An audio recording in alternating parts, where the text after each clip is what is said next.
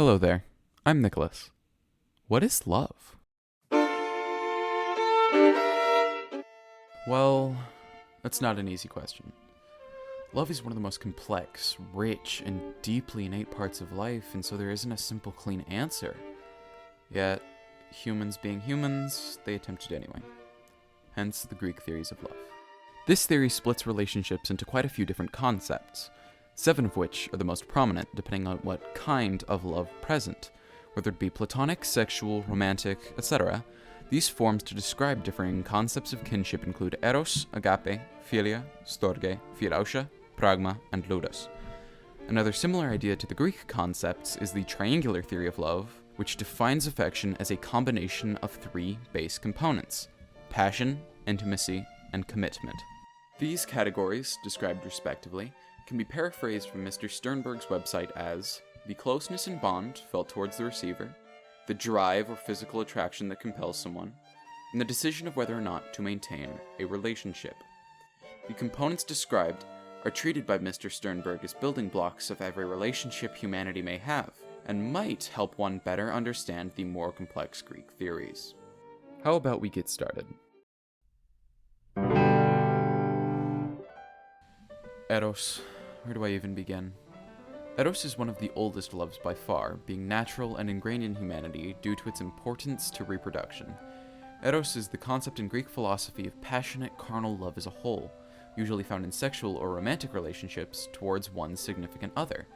Eros is the most often described form due to its focus on sex, which is foundational to romantic relationships for obvious reasons, as well as sharing its name with Eros, the Greek god of love and sexual attraction, evidence of whom's worship dates back to the 600s BCE, and is often represented as a young man with a bow, and had the power to make someone fall in love with whomever he wished. Eros is sometimes considered the son of Aphrodite, the Greek goddess of love itself, or a primordial god as old as time. He is also shockingly powerful in Greece's mythos, with everything being under his control, with few exceptions. In the stories of ancient Greece, it is common for the deity to exploit his abilities against everyone, from everyday men to the king of the gods himself, as there are few who aren't affected by sexual desire. In the array of emotional attachment, Eros is most often thought to be the apotheosis of passion, with it feeling quite intense and urgent to act upon, with a heavy correlation to sexuality. Simplified, Eros is the passionate, venereal love of a partner, with etymological origins in Greek theology. Agape is the term for the love felt towards one's people, country, culture, or God. Essentially the love of man and humanity itself. In Christianity, agape is defined instead as the love of God directed at their people. This alternative Christian concept can be explained by the New World Encyclopedia as the unconditional, self-sacrificing, and volitional love of God. This more religious idea is, when held to scrutiny, a very similar concept, just with a different context. When translating to Latin, agape became caritas, which is the word that would eventually become the English word charity.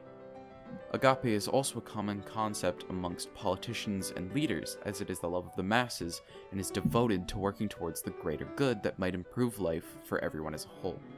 Agape is intense, committed, and generally unshakable, and this is because of its very nature. The love of a people or country isn't easy to break due to its sheer nebulousness. What's something a group that large can collectively do to make someone fall out of love with their own people? One's culture is also one of the most personal and important things to someone. It's who they are, unflinching, unyielding, unchanging, and agape is but a description of that indescribable feeling everyone has toward their very identity.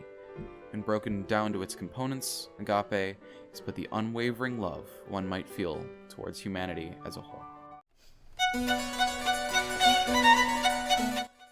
Philia is one of the more common forms of love, yet it is very powerful and often almost completely unconditional. This is because it is the intense loyalty felt towards one's friends and fellows. Consequently, the concept has acquired a loose connection to the military due to the overarching sense of brotherhood instilled by putting one's lives in another's hands.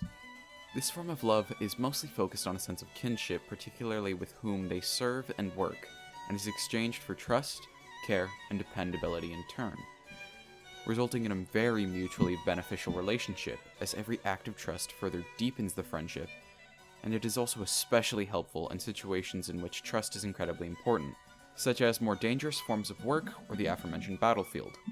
Philia is also the root of the suffix phile in English, which effectively means to like or to be fond of, which demonstrates why it has taken to be this concept of fondness towards those lifelong friends in modern philosophy. This concept is by far one of the strongest forms of love, as it is only felt towards those with a long-lasting and substantial relationship, as true friendship tends to be the hardest to break. Storge, a concept often boiled down to phrases such as a mother's love, which is, admittedly, a good description. Storge is the unconditional love of family. It is fierce, robust, and deeply innate. This particular postulation derives from the instinctual urge to protect one's young and relatives. So, in its most simplified form, it is the desire to continue the evolutionary line. While it is sometimes thought to be felt towards just biological family, Storge can also shift to others in relationships that are intensely committed, such as a long-term partner/spouse or a lifelong friend. In Greece, family is incredibly important, with killing or betraying a family member being one of, if not the worst crime one can commit in Hellenic society. Famous figures in Greek mytho-history who have committed this crime include Tantalus and Jason of the Argonauts.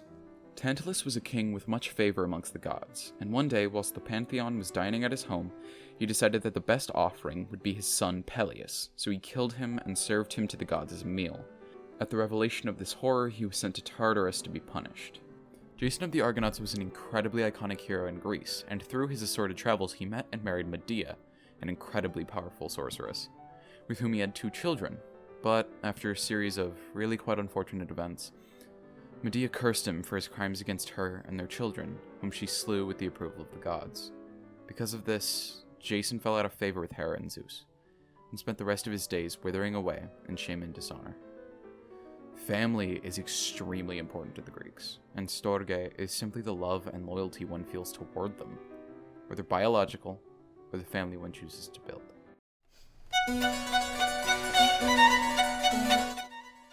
Philotia is the love of oneself, and is often treated as one of 2 things: the more modern concept of understanding, coming to terms with, and loving who someone is as a person, or the more classical version, hubris and narcissism.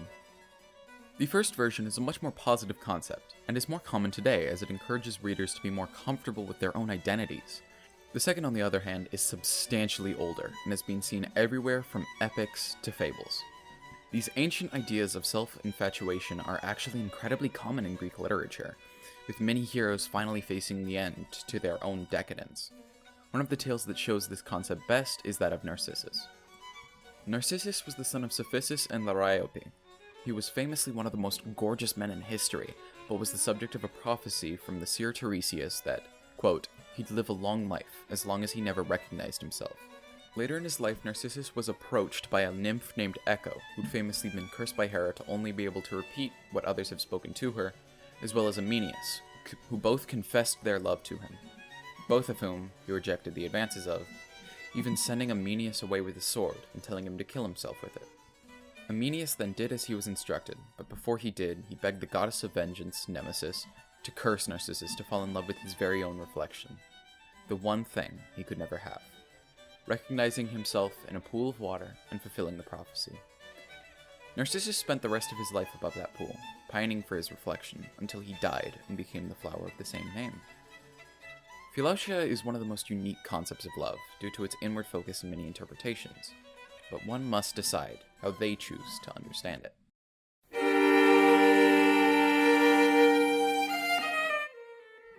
Pragma is the term for incredibly committed and long-lasting love, such as a marriage or other lifelong relationships.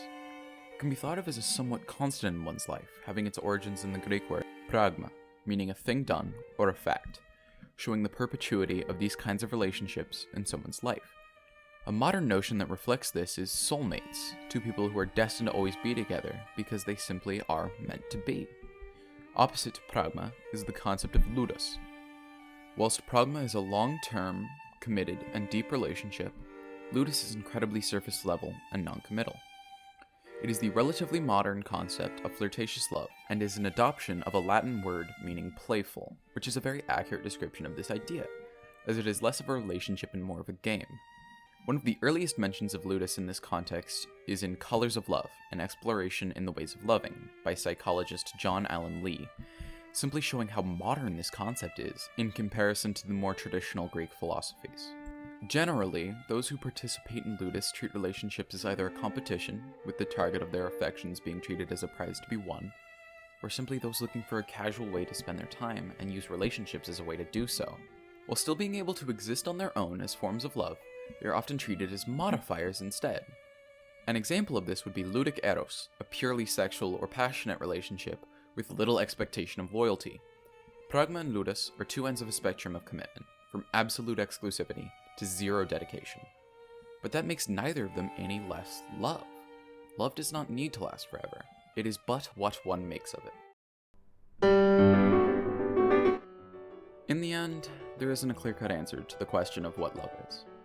From affection towards your people to true friendship, love takes thousands of forms and can be described in even more ways. But no matter how you define it, nor phrase the question, somebody's just gonna yell, "Baby, don't hurt me." Have a good night, people.